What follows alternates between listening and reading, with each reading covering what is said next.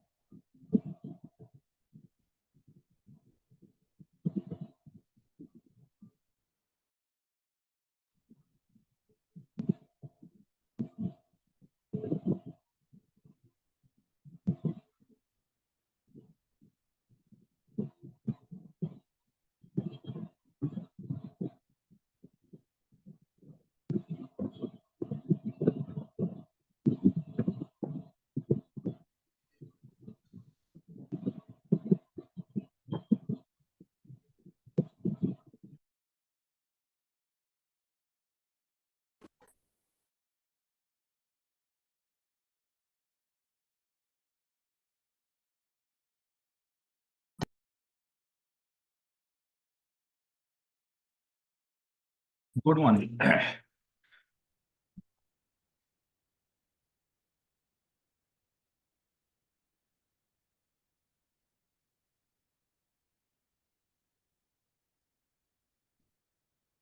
Good morning, sir. Good morning, good morning. Message डाल दो बच्चे। इतने ही बच्चे एग्जाम देने वाले हैं क्या? 45।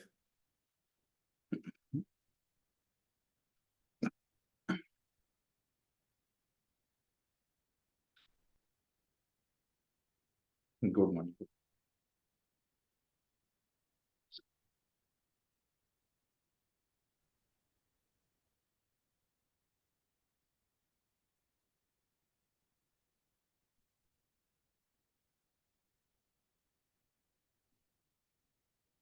चलो everyone, so we are starting. देखो ये सेशन क्यों रखा पहले तो उसकी अगर हम बात करते हैं, देन वी गेट एन।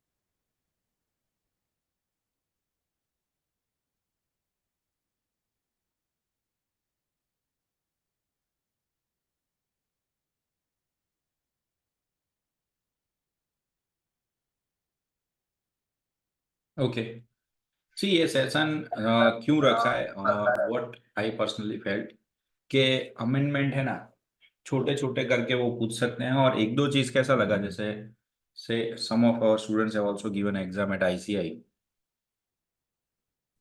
तो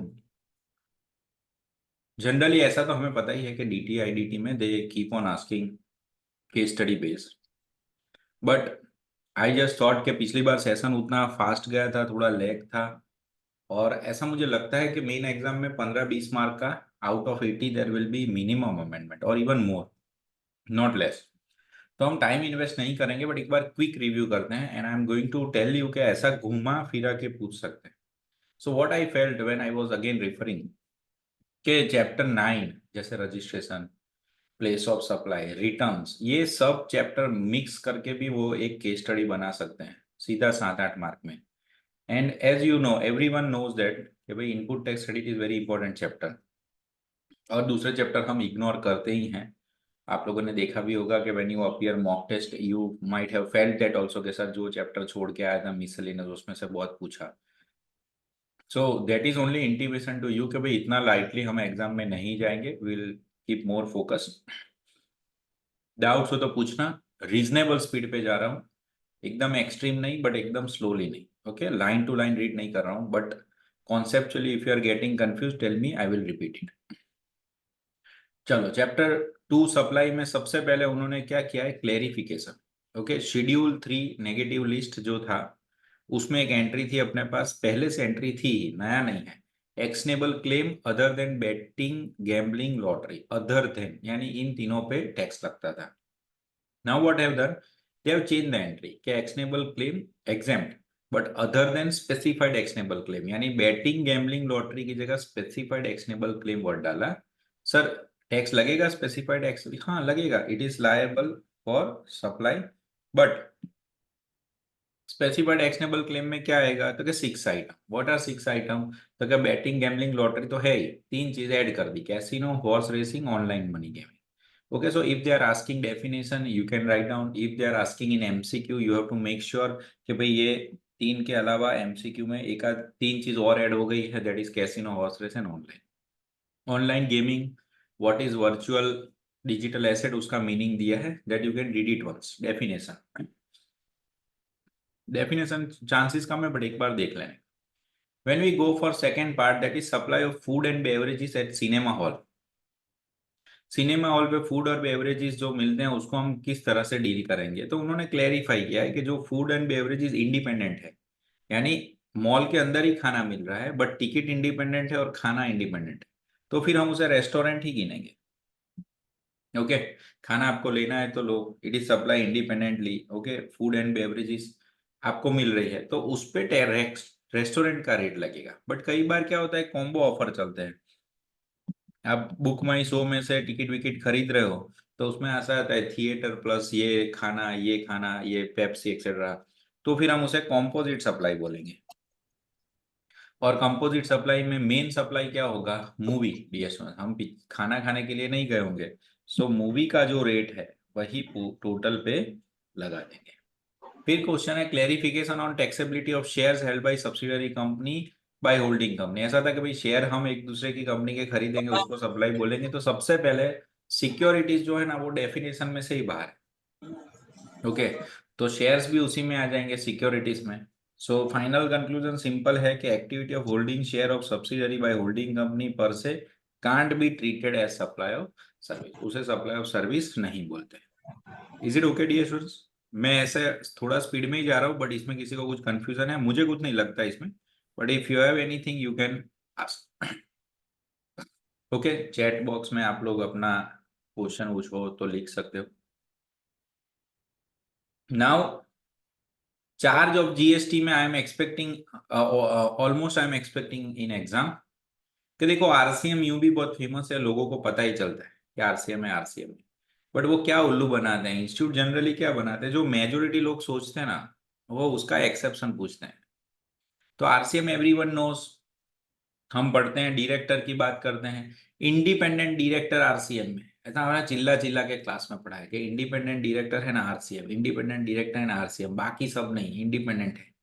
अब ये लोग कैसे हैं जादूगर लोग, ये ऐसा पूछेंगे आपको कि भाई मिस्टर एक्स इंडिपेंडेंट डायरेक्टर है, फिर उसने सीटिंग फीस की, फिर ऐसा बोलेंगे कि उसके पास एक जगह थी, वो उसने रेंट पे कंपनी को दे दी, उसका रेंट इतना हुआ। हमारे दिमाग में क्या घूमता रहता है कि भाई डायरेक्टर जो है ना वो आरसीएम में है, अगर इंडिपेंडेंट है तो खास। तो डीएस इंडिपेंडेंट हो या ना हो, अगर डायरेक्टर ने पर्सनल कैपेसिटी में कंपनी को कुछ दिया है ना तो उस पे रिवर्स चार्ज नहीं लगता। आपने आपकी जमीन कंपनी को दी है तो कंपनी आपको रेंट देगी, तो उस पे आरसीएम नहीं लगता, बट उससे भी ज्यादा इंपॉर्टेंट क्या है कि क्या लगता है, तो फॉरवर्ड चार्ज में चला जाता है। यानी if you are a director, if you have given your particular land or building to company as a rent, company will give you rent and company will pay GST on that. No, it's not like that. Okay, वो reverse charge में नहीं आएगा, personal capacity में sitting fees ही आएगी। और उसमें अगर आप रजिस्टर्ड हो, means you are also independent director and your income is more than 20 lakhs, और because of this transaction it crosses 20 lakhs, then you will be covered under forward charge. तो ये एक मुझे लगता है कि इंस्टीट्यूट पूछेंगे घुमा फिरा के, and as I said 90% people will remember कि independent director is RCM, but then your answer goes wrong. Okay, if it is in personal capacity. Second, छोटे बड़े अमेंडमेंट है, ये एमसीक्यू में ही पूछ सकते हैं कि भाई supply by government to any business entity, उसमें पहले से पोस्ट वोस्ट तो था ही, एयरक्राफ्ट एयरक्राफ्ट था ही, उसमें उन्होंने रेलवेज ऐड कर दिया, तो डियर स्टूडेंट्स रेलवेज आपका जो है वो फॉरवर्ड चार्ज में चला गया, फॉरवर्ड चार्ज, हाँ, not reverse charge, forward charge. नीचे वही चीज किसी इंडिविजुअल रजिस्टर्ड पर्सन को दी है, not business entity like us, then also you are liable to pay tax under forward charge. Railways are added to existing list. Okay, फिर ये omni बस वाला भी आई एम एक्सपेक्टिंग कहीं ना कहीं वो घुमा फिरा के पूछ सकते हैं, वैसा है और थोड़ा सा odd. See whenever you are supplying service by e-commerce operator you are liable, e-commerce operator is liable, but this is exception to that। यानी ये एक समरी है अपनी, अगर कोई कंपनी है एक्स, उसने ई कॉमर्स ऑपरेटर थ्रू बिजनेस कर रहा है, बट कौन सा बिजनेस कर रहा है, ओमनी बस का, ओमनी बस इज अ टाइप ऑफ बस ओनली, तो वहां पे कंपनी को भरना है, ई कॉमर्स नहीं भरेगी डीएस, company has to be. But अगर ओमनी बस नहीं है, अदर देन ओमनी बस है, ओके, नॉर्मल मोटर व्हीकल है, टू व्हीलर है, रैपिडो है, रिक्शा है, यानी उसके अलावा जो भी है, ओके, जैसे बाइक हो गया, रिक्शा हो गया, ऑटो रिक्शा हो गया, तो इन सब के अंदर तो ई कॉमर्स ऑपरेटर ही भरेगा, कंपनी नहीं भरने वाली। Okay, so with effect from this, the tax on service by way of transportation of passenger by omnibus, which is provided by company through e-commerce operator, is not payable by e-commerce operator. It will be payable by company itself. So this is again a good amendment. देखो ऐसे छोटे छोटे amendment है, but पूछ सकते हैं घुमा फिरा के, और कई बार है ना, आ, आपका नसीब अच्छा हो ना तो 30-35 मार्क्स तक के अमेंडमेंट आते हैं, including DT and IDT.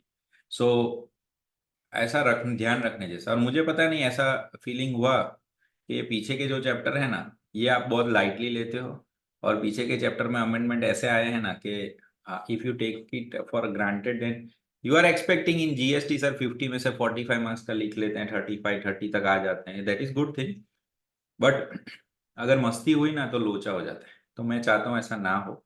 So I am trying to cover everything. Place of supply is new chapter dear students for you, तो उसके अंदर मुझे ऐसा लगता है कि एक डायरेक्ट क्वेश्चन आएगा 3 to 4 मार्क्स का, और मोस्टली वो लोग वो क्वेश्चन में गुड्स को कवर करेंगे, और सर्विसेज जो है उसमें अमेंडमेंट का सेक्शन कवर करेंगे in case if they are asking. Goods के अंदर already we have a 5 point 10(1) A B C D, but वो सबके सब मेजोरिटी रजिस्टर्ड के लिए है, तो उसमें क्या कर देंगे, साथ में वो एक छोटा सा अमेंडमेंट डाल देंगे अनरजिस्टर्ड के लिए।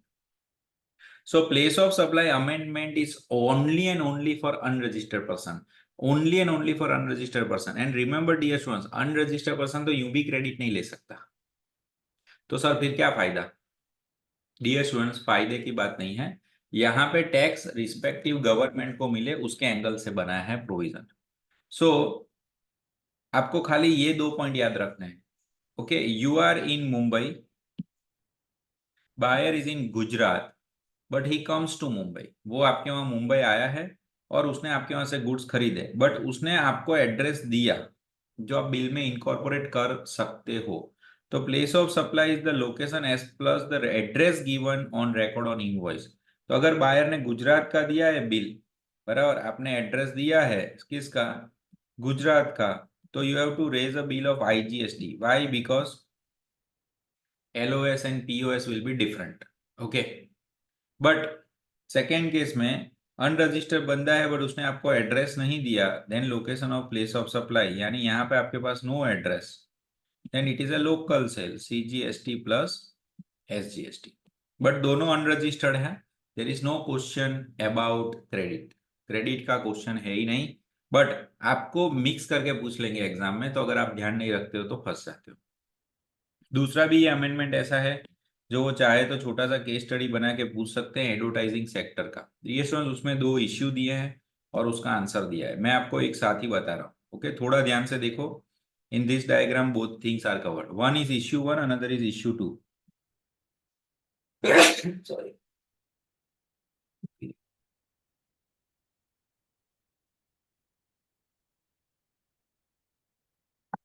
પાણી નથી હો ભાઈ, ચા છે. તમને એવું થતું સર કેમ પાણી આવું પીવે છે. So दो इश्यू है, 1 और 2 मैंने नंबर दे दिए. ऐसा मान लेते हैं कि आयुषी जो है उसके बैनर्स हैं, बड़े बड़े बैनर्स. बड़ौदा में भी आपने देखे होते हैं, क्रॉस रोड पे बड़े बड़े बैनर्स हैं. वो उसकी वेंडर है, यानी owner. Vendor, when I am saying vendor means he is owner. एक ट्रांजैक्शन ऐसा होता है कि आयुषी ने निराली के साथ कॉन्ट्रैक्ट किया. निराली क्या करती है, वो उसका बिजनेस, एक एडवर्टाइजिंग बिजनेस रन कर रही है. बट उसको ऐसा है कि मुझे ऐसे बड़े बड़े बैनर नहीं लेने, बट जो बैनर लेके बैठा है, जैसे बड़ौदा में सूजल या सुफल के बोर्ड लगे होते हैं, सब खाली होते हैं. तो निराली ने क्या सोचा, मैं इसके जाके कॉन्ट्रैक्ट करती हूँ आयुषी से कि भाई तुम्हारा ये जो स्पेस है, ये जो बैनर है, आप मुझे दे दो, मैं किसी और को रेंट पे लाके दूंगी, तो मैं उसमें मेरा मार्जिन रखूंगी, आप मुझे बल्क कॉन्ट्रैक्ट दे दो. खाली पड़ी हुई जगह होगी तो आप दे सकते हो. तो यहाँ पे जो कॉन्ट्रैक्ट होता है फॉर बैनर बिटवीन निराली एंड आयुषी, उसमें आप आपके होर्डिंग्स जो लगाने की जगह है वो दे रहे हो, पूरे के पूरे पोल्स दे रहे हो. तो उसे हम बोलते हैं सप्लाई ऑफ इमूवेबल प्रॉपर्टी. और इमूवेबल प्रॉपर्टी जहां पे होती है उसी को हम बोलते हैं place of supply, that is location of place. फिर एक दूसरा ट्रांजैक्शन होता है कि मान लो कोई नाइकी शूज वाले को ऐड करनी है और वो आयुषी को डायरेक्ट कनेक्ट करते हैं. वो आयुषी को डायरेक्ट कनेक्ट करते हैं कि सर 6 महीने तक आपका ये होर्डिंग चाहिए. तो उन्होंने बोला हाँ ठीक है, इतने पैसे होंगे, आप हमें आपकी डिजाइन विजाइन दे दो, हम लोग ही उसको चेंज करेंगे, हम उसका लाइटिंग का देख लेंगे, क्लीनिंग विनिंग का हम देख लेंगे. यानी Ayushi directly dealing with Nike. तो वहां पे हम उसे इमूवेबल प्रॉपर्टी नहीं देते डियर स्टूडेंट्स. वहां पे हमने हमारा जो बैनर है उसके अंदर जगह दी है, स्पेस दी है कि चलो तुम अपनी एडवर्टाइजमेंट यहाँ पे कर सकते हो. तो उसे हम बोलते हैं supply of advertisement service. So there are two transaction. One is supply of immovable property when you entirely hand over the poles, and another is you don't give that pole, you give only a space in advertisement segment in that particular space. 6 महीने के लिए directly company को देते हो तो advertising ही हो गया ना भाई, हमने एडवर्टाइजिंग सर्विस दी. बट जब हम जेड को देते हैं तो एडवर्टाइजिंग नहीं, क्योंकि जेड खुद की एड नहीं करने वाला, उसने जगह ली है अपनी. So it is supply of immovable property. So that are two parts, 1 and 2. ये जो उन्होंने क्लैरिफिकेशन दिया है वो. Now we go for exemption. Again exemption में एमसीक्यू पूछने का स्कोप है. सबसे पहले छोटा सा एमसीक्यू के सैटेलाइट लॉन्च में पहले 3 लोगों को एग्जाम किया था, उसको कैंसिल कर दिया, यानी now it is exam for all dear students. Satellite launch service यानी एग्जाम फॉर ऑल. ओके, वो तो मोस्टली इलन मस्क आने वाला था बट अभी आया नहीं. बाकी ऐसा ही था कि हम लोग सैटेलाइट लॉन्च प्रोग्राम उसी को, उसको भी हम बोलने ही वाले कि तुम यहाँ से सैटेलाइट लॉन्च करो, and we are going to keep it free. GST हम उस पर रखने वाले नहीं, because in defence and etcetera government wants to grow in some years. 6th point, services by central government, state etcetera में फिर से डियर स्टूडेंट्स ये एग्जाम्पशन में था बट उसको एक्सक्लूड किया था. एक्सक्लूड करना एग्जाम्पशन के अंदर यानी taxable. So now not exempt, it is under forward charge. Similarly if services provided to business entity, same concept था बट उसमें भी रेलवे चला गया, यानी वो भी उसमें फॉरवर्ड चार्ज. एंड अगर आप गवर्नमेंट टू गवर्नमेंट देते हो उसमें भी टैक्सेबल था बट उसमें भी रेलवे जो है वो सेम फॉरवर्ड चार्ज में डाल दिया. और छोटे छोटे खर्चे जो होते हैं, जैसे स्पीड पोस्ट का 5,000 से कम होगा तो भी हम उस पे फॉरवर्ड चार्ज में टैक्स लेंगे. वैसे ही अगर ये 5,000 से कम भी हुआ तो भी हम उस पे टैक्स लेंगे, liable for GST under forward charge. Mean same concept of exemption, nothing change, but everywhere they have brought in the railways. तो वो भूल मत जाना. ये नई एंट्री इंट्रोड्यूस की है. अगर एग्जाम्पशन में से 4-5 मार्क का क्वेश्चन पूछा, उसको रेलवे, अंतरिक्ष ये सब ऐड करना है, तो उसमें ये आपको ऐसे क्वेश्चन भी पूछ लेगा कि भाई एक्स कंपनी ने सैनिटरी कंजर्वेशन के लिए गवर्नमेंट को ये बना के दिया, वाई कंपनी ने solid waste management municipality, Vadodara municipality operation को दिया, स्लम इंप्रूवमेंट का प्लान आपने गवर्नमेंट को दिया, तो वो सिनारियो में वो सब एग्जाम्प्ट है. Okay, this are new exemptions 3B. Now value of supply ઉપર हमने देखा स्पेसिफिक एक्शनेबल क्लेम એટલે શું આવે उसमें ऑनलाइन गेमिंग और वो सब उसके रिसिप्ट जब आपको मिलते हैं वही आपके लिए वैल्यू ऑफ सप्लाई है बट वैल्यू ऑफ सप्लाई के थोड़े से रूल्स हैं but that is covered into final आपके लिए उतना कुछ खास टेक्निकल है now dear students this is technical चलो सब ध्यान रखना I am expecting registration chapter for 5 marks specifically for amendment और प्रिडिक्शन है जरूरी नहीं रही तो बट एक आध क्वेश्चन पूछा पूरा 5 मार्क का बना के पूछ लेंगे पूरा इन एमसीक्यू આપણને એવું થશે કે મેં આટલા બધા પાના વાંચ્યા અને આ લોકોએ શું પૂછ્યું तो यहाँ पे आपके साथ मस्ती होगी ऐसा मुझे लगता है कहीं ना कहीं सी ऐसा मैं बोलता हूँ ना 5-10 चीज उसमें से 50% होती है सब तो नहीं होती क्योंकि वी एक्सपेक्ट वेरी कंजर्वेटिवली ये भी हो सकता है ये भी हो सकता है but they have to set the paper also ऐसा भी नहीं कर सकते पूरा पेपर अमेंडमेंट का so requirement of presence of physical verification of business premises पहले ऐसा था कि 3 ऐसे सिनारियो थे जहां पे गवर्नमेंट जब आपको रजिस्ट्रेशन देने आती है तो आप होने चाहिए वहां पे प्रेजेंट होने चाहिए कब अगर आपका आधार ऑथेंटिफिकेशन फेल हो गया या प्रॉपर ऑफिसर को ऐसा लगा कि आपकी बिजनेस की जगह देखनी चाहिए या फिर गवर्नमेंट का खुद का data analytics and risk parameter है जिसमें आप फॉलो होते हैं और उनको लगता है भाई इसको फिजिकल देखे बिना ऑफिस देने जैसा नहीं है बट ये 3 सिनारियों में अब उन्होंने ऐसा बोल दिया है कि भाई आप नहीं भी होगे तो चलेगा वो उनके एंड से आके चले जाएंगे उसके लिए आपको परेशान करने की जरूरत नहीं so this is one done away we can say requirement of presence of application of physical verification is done away यानी इसकी जरूरत नहीं फिर आता है एमसीक्यू में ये सब पूछ सकते हैं when proper officer is satisfied that physical verification of place of business of person is required after the grant of certificate certificate देने के बाद उसको लगा कि नहीं इसमें देखना जैसा था तो देख लो बट कितने दिन के अंदर फोटोग्राफ खींच के 15 दिन के अंदर वो वेरिफिकेशन सबमिट करने का आपको बराबर फिर 2 महीने के बाद उसका रिजेक्ट करो ऐसा सब नहीं चलता ये प्रॉपर ऑफिसर का काम है 15 दिन में तो एमसीक्यू पूछ सकते हैं दूसरा when physical verification of place of business is record before grant of registration जब उनको ऐसा लगे नहीं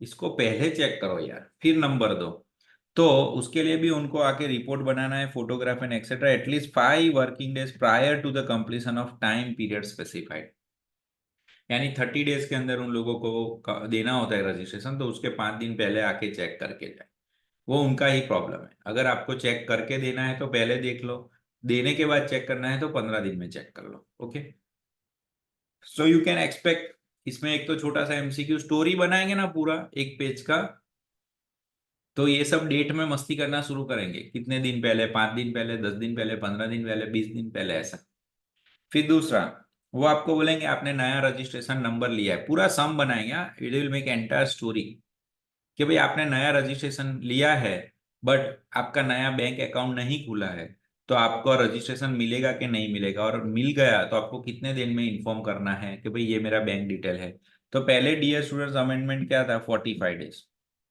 या रिटर्न बट अब वो चेंज हो गया है 45 डेज की जगह नया क्या आ गया है you have to upload the information within 30 days या फिर आपका next return filing which are is earlier okay GSTR 1 और IFF जो भी पहले आता है वो उससे पहले आपको बैंक डिटेल सबमिट करने की है so this becomes again a new question with dates addition same registration segment यानी रजिस्ट्रेशन में पूरा स्टोरी बनाने का स्कोप बन गया उनके साथ पूरा बराबर फिर भी आगे अब ध्यान से देखो system based suspension of registration in case of failure to furnish valid bank detail अगर आपने टाइमली वैलिड बैंक डिटेल नहीं दी ना डियर स्टूडेंट तो वो आपका ऑटोमेटेड आपका सस्पेंड कर देगा बट सर फिर उसके बाद कुछ नहीं उसके बाद जब आप बैंक डिटेल दोगे तो ऑटोमेटिक रिवोकेशन ऑफ सस्पेंशन हो जाएगा यानी पहले ऑटोमेटिक कैंसिल हो जाएगा अगर आप डिटेल दे देते हो तो ऑटोमेटिक रिवोकेशन ऑफ सस्पेंशन हो जाता है बराबर फिर उसके रिलेटेड उसने थोड़ी सी स्टोरी की है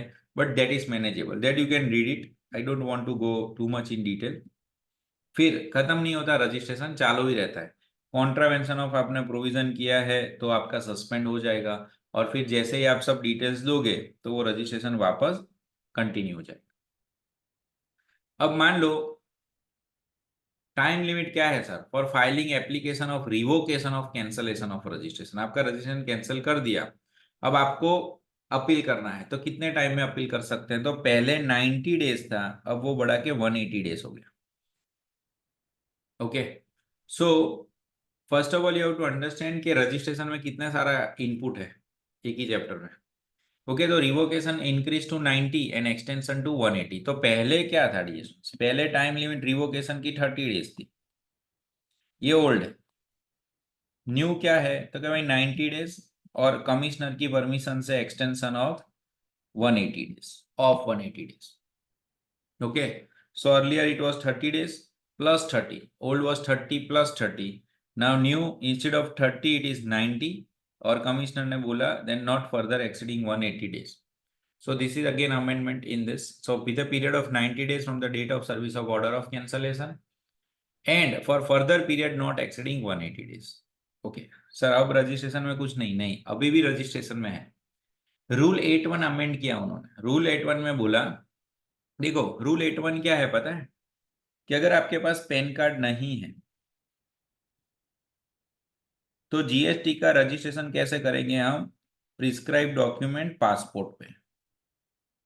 ओके, प्रिस्क्राइब डॉक्यूमेंट्स पासपोर्ट पे। तो उसमें एक ऐड हो गया, इट्स हैज बीन अमेंडेड कि भाई to exclude online money gaming वालों को भी पैन कार्ड की जरूरत नहीं, पर are online money gaming from a place outside India to person in India. Okay, for PAN card. तो डियर स्टूडेंट्स उसमें पहले कौन कौन था? एनआरआई था, फॉरेन के टीडीएस टीसीएस थे, ओआईडीएआर था। तो इसमें ये नया ऐड हो गया है ऑनलाइन गेम। तो अगेन रजिस्ट्रेशन के अंदर ऐसा क्वेश्चन पूछ ले कि भाई इसे रजिस्ट्रेशन लेना पड़ेगा, तो आपको पता चलेगा कि हाँ लेना तो पड़ता है, बट उसको पैन कार्ड की जरूरत नहीं है। 81 को उसने क्या कर दिया है? अमेंड। 81 को उसने क्या कर दिया है? Amend. Then sixth point, dear student, six point is so unique point in registration, so unique point. मैंने पिछली बार भी बोला था एकदम जबरदस्त पॉइंट है, इसको आप छोड़ ही नहीं सकते। This is very much likely to be asked in your exam, क्योंकि हमारे दिमाग में ऐसा छप गया होता है इतने सालों से कि अगर आपको ऑनलाइन बिजनेस में जाना है तो रजिस्ट्रेशन कंपलसरी है, ऑनलाइन बिजनेस में जाना है तो रजिस्ट्रेशन कंपलसरी है, ई कॉमर्स में जाना है तो रजिस्ट्रेशन कंपलसरी है। बट अब उन्होंने डन अवे कर दिया है छोटे प्लेयर के लिए। अगर मिस्टर एक्स अनरजिस्टर्ड है और टर्नओवर 6 लाख है, still they can go online for e commerce operator subject to condition and dear students no tax. आप ऑनलाइन जा सकते हो बट आपको टैक्स भी नहीं भरने का है। सर ई कॉमर्स भरेगा नहीं, कोई नहीं भरेगा, subject to conditions. Okay, so in registration again they can make one paragraph, simple one, कि भाई से फॉर एग्जांपल अभिषेक है तो उसका टर्नओवर इतना है बट उसको ऑनलाइन बिजनेस करना है, तो क्या वो कर सकता है या नहीं कर सकता, एक्सेट्रा एक्सेट्रा। तो भाई कर तो सकते हो, बट ध्यान क्या रखना है कि सबसे पहले you should not make any inter state supply. Such person should not make a supply of goods through e-commerce in more than one state. एक ही स्टेट में करना है। Such person shall require to have PAN issued. Such person shall before making supply to e-commerce declare on common portal their PAN address and state in which they are going to do supply, subject to validation. फिर इस आदमी को मिलेगा एक enrolment number, unique enrolment number, और ऐसे आदमी को एक से ज्यादा एनरोलमेंट नंबर मिलने चाहिए नहीं, एक ही स्टेट में डील करना है उसको। So no supply of goods shall be made to such person through e-commerce unless such person has been granted enrollment number. यानी अमेजोन वाला क्या बोलेगा? एनरोलमेंट नंबर लाओ फिर हम आगे बात करेंगे। और जब आपका रजिस्ट्रेशन टर्नओवर बढ़ जाता है उसके बाद आप रजिस्ट्रेशन लेते हो तो ये enrolment number ceases to be valid, फिर आपका जेन्यून जीएसटी नंबर चलेगा, फिर इसकी जरूरत नहीं। So what is the provision कि even though your turnover is less than 20 lakhs you can go through e commerce and on e-commerce आपको tax भी नहीं भरने का है, एनरोलमेंट नंबर लेके आप बिजनेस कर सकते हो बट एक स्टेट में। अब ये हो गया रजिस्ट्रेशन के साथ इंटरलिंक। अब मैं ना दूसरे चैप्टर को भी इसके साथ लिंक करने वाला हूँ, यानी I will share to you कि ऐसा घुमा फिरा के पूछते हैं, then also you should be proactive. See मैंने सबको बोला है डीटी में आप लोगों के पास छुट्टी है, you can score better, but exam कल है तो आज शाम को 6-7 घंटे सो जाने का, वरना कॉर्नर्ड क्वेश्चंस में क्लिक नहीं होगा। एग्जाम खत्म होने के बाद क्लिक होगा कि यार ऐसी गलती हो गई, सिली मिस्टेक हो गई, etcetera etcetera. So you need a reasonable rest. Okay, chapter 10 में जाते हैं क्विकली। लिमिट जो 5 करोड़ हो गई, पहले 10 करोड़ थी। और ये रूल पहले इनको एप्लीकेबल नहीं था, अब गवर्नमेंट से department PSU register so only for the purpose of TDS, इनके लिए भी ये रूल एप्लीकेबल हो गया। This is new rule. So chapter 10 DS was no technicality. Payment of tax में एक है क्वेश्चन, अब कैसे बना के पूछेंगे वो पता नहीं, बट मैं आपको बता देता हूँ। Clarification on charging of interest, clarification है अगर आपने गलत आईजीएसटी ले लिया था और रिवर्सल कर दिया, हमने ही गलत लिया था और हमने ही रिवर्सल कर दिया। यहाँ पे पिछली बार बच्चों ने एक दो बार क्वेश्चन पूछे थे, आई डोंट नो, बट अभी मैंने एग्जांपल लिख के रखा है in order to save your time. Dear students, ऐसा मान लो कि अपने मार्च महीने का रिटर्न भरना है, बराबर। मार्च महीने का रिटर्न भरना है से आदित्य का, कब भरेंगे हम? तो क्या 20 अप्रैल को, 20 अप्रैल को भरना है, बराबर। हमने गलत आईजीएसटी ले लिया, जो लेने का नहीं था, हमें लगा ले लेते हैं, ऐसा करके ले लिया। फिर 15 मई को आपको पता चला कि मैंने गड़बड़ कर दिया, आपको खुद पता चला ऑन योर ओन, और आपने सेल्फ उसको रिवर्सल कर लिया, सेल्फ रिवर्सल कर लिया। लोग ऐसा करते हैं कई बार, सेटअप करते हैं, फिर वो डिपार्टमेंट गलती का निकाले उससे पहले खुद निकालते हैं। अब मान लो ये जो गैप है इन दोनों का, 20 अप्रैल से 15 मई में आपने गलत क्रेडिट कितनी ली आईजीएसटी की? 40,000। व्हेन वी से आईजीएसटी, आईजीएसटी का क्रेडिट आप किसी के भी सामने सेट कर सकते हो। तो आपका टोटल बैलेंस कितना था वो ड्यूरेशन में, because IGST you can do set of against any tax, okay. तो मान लो आपने गलत क्रेडिट ली 40,000, आपको पता चला और आपने सुधार लिया। बट डियर स्टूडेंट्स, अप्रैल 20 अप्रैल और 15 मई के बीच में ये ड्यूरेशन में आपके पास क्रेडिट थी कितनी? तो क्या सर 60,000। तो डियर स्टूडेंट्स, अगर 60,000 क्रेडिट अपने पास थी जो गलत ली उसके अलावा, तो फिर सरकार को कहाँ हम बोल सकते हैं कि आपका लॉस हुआ यार, मैं ये क्रेडिट नहीं भी लेता तो भी मैं आपको टैक्स नहीं भरता। अगर ये 40,000 क्रेडिट मैंने गलती कर ली, बट मान लो मैं नहीं भी लेता तो भी मेरे पास बैलेंस 60,000 क्रेडिट थी, तो फिर आपका कहां से कुछ लॉस हो गया, बराबर। तो यहाँ पे आपका कोई इंटरेस्ट नहीं पे करने का आएगा to government under section 50।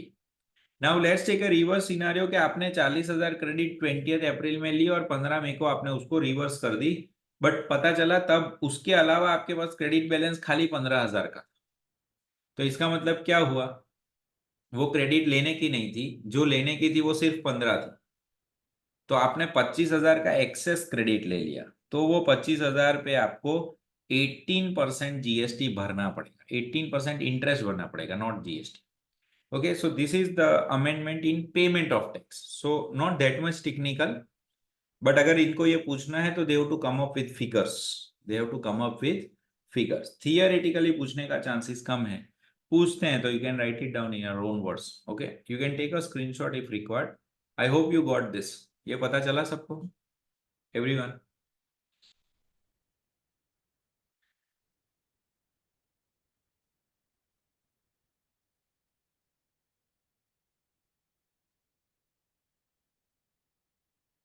Okay, चलो थैंक्स, चलो आगे बढ़ते हैं। अब आते हैं, ये भी एक कॉर्नर पॉइंट में पूछ सकते हैं कि सर कॉम्पनसेशन सेस था हमारे पास, compensation available in electronic credit ledger, sir किसी के भी सामने सेट कर सकते हैं? नहीं। Compensation set can be against only against compensation cess, IGST, UTGST, SGST कुछ नहीं। कॉम्पनसेशन सेस को सिर्फ और सिर्फ कॉम्पनसेशन सेस के सामने ही सेट ऑफ कर सकते हैं, किसी के भी सामने हम सेट ऑफ कर सकते नहीं। फिर आता है dear student second last chapter, tax deduction at source and tax collected at source. Again एक ही अमेंडमेंट है, but as I said they can cross link with registration. Dear students, आप पेजेस वाइज गिनोगे ना तो registration has a highest number of pages in amendment, although not that technical, but वो story बना के पूछ सकते हैं। और उसमें क्या होगा, जैसे मान लो टीडीएस टीसीएस नया चैप्टर है, दिस इज फर्स्ट टाइम, 1%, 2%, कुछ टेक्निकल नहीं है। बट यहाँ पे अमेंडमेंट क्या है कि भाई details of TCS furnish by e commerce is to be made available electronically only to registered supply. क्योंकि आप टीसीएस जो काटोगे वो तो क्रेडिट लेगा भाई उसका। तो बोल रहे हैं unregistered supplier of service now unregistered supplier of goods are also allowed to supply through E commerce till the time of turnover does not exceed the limit So Rule 67 has been amended to clearly bring out that TCS by e-commerce वाले form कौन सा पढ़ते हैं, GSTR 8 shall be made available to only registered supplier as supplies of unregistered person do not attract the TCS।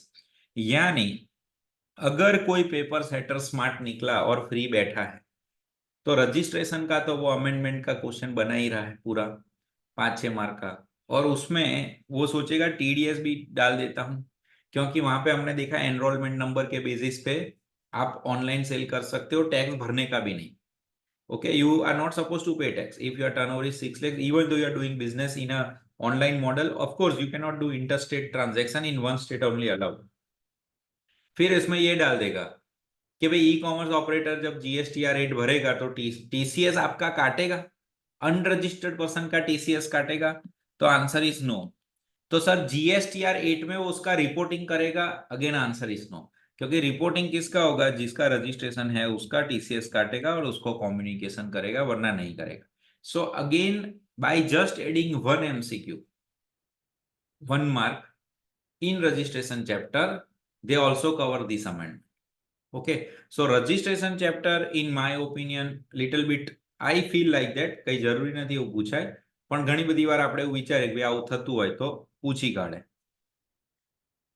फिर returns आता है last में, again this is important, और इसको अगेन आप रजिस्ट्रेशन के साथ अगर इंस्टीट्यूट चाहे तो कनेक्ट कर सकता है, यानी ऐसा ही हो गया कि सब मिसलेनियस चैप्टर में से एमसीक्यू उसने पूछ ली, और कोर बाकी का जो है 38 मार्क्स का या 42 मार्क्स का, उसमें वो आईजीएसटी ने input tax credit and etcetera they ask.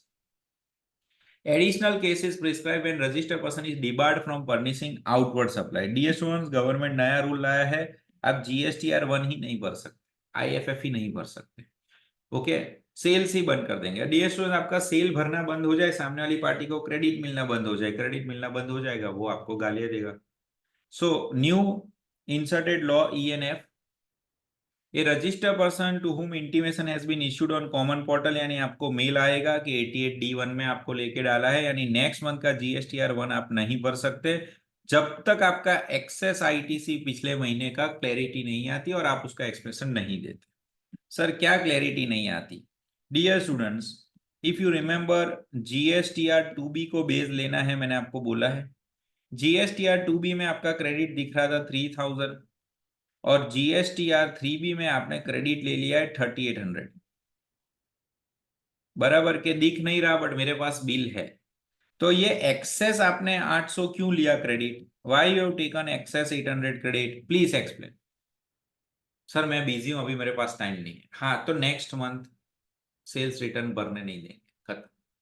आप ज्यादा क्रेडिट लोगे आपको एक्सप्रेशन देना पड़ता है। सर कितने टाइम में? नोटिस 7 दिन के अंदर नोटिस आएगी। तो this is 88D। 88D is also applicable अगर आपने बैंक का डिटेल फर्निश नहीं किया as per rule 10A which is recently 30 days। Dear students, आप देखो रजिस्ट्रेशन के अंदर ये पॉइंट डाल देंगे और साथ में क्या हो जाता है 88D भी एप्लीकेबल होता है, और आपको पूछेंगे कि भैया हमने बैंक डिटेल 30 डेज में अपलोड नहीं की पोर्टल पे, तो क्या हम रिटर्न भर सकते हैं? आप देखो को relation what I am trying to convey you, ये चीज अभी भी पढ़ी थी थोड़ी देर पहले कि अगर हमने 30 डेज के अंदर जीएसटीआर पोर्टल पे बैंक डिटेल्स नहीं सबमिट किया और उसके बाद मंथ एंड हो गया, तो क्या आप रिटर्न भर सकते हो? नहीं भर पाओगे। Registered person will not be allowed to furnish GSTR 1 and IFF. He has not furnished bank detail as per 10A. That is 30 days or upcoming GSTR 1 and IFF date, whichever is earlier। अब आता है sir manner of dealing with 88D। Sir ये कैसे क्या introduce हुआ, इसमें क्या नई बात है? कुछ खास नहीं है। अगर आपने एक्सेस क्रेडिट ली है 3B में, visa Vij reported in 2B, तो I have said you have to take base of 2B only. Okay, you have to take base of 2B only. अगर वो मैच नहीं होता तो आप फंसोगे। तो मैंने आपको बोला एक कोई 2A नहीं लेना है, 2B लेते हैं, वो तो आपको पता ही होगा ITC availed in 3B as per 2B has to be there, और अगर उसमें मिसमैच है तो फिर आप एक्सप्लेनेशन, तो एक्सप्लेनेशन में ऐसा है वो आपको हाईलाइट करके देंगे ये डिफरेंस है।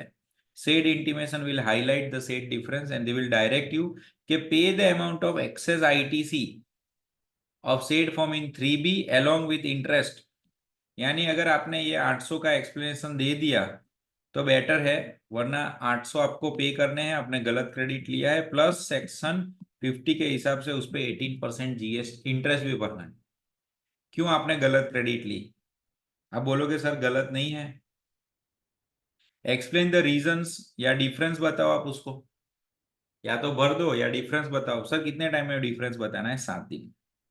Such register person shall upon receipt of said intimation either you have to pay full बराबर along with interest और furnish a reply electronically within 7 days, और नहीं करोगे तो आपके सामने 73 74 that is fraud and mistake के बेस में लेके जाएंगे आपको, और आपसे अलग से पेनल्टी भी ले सकते। Okay, so dear students, in this way it is covered.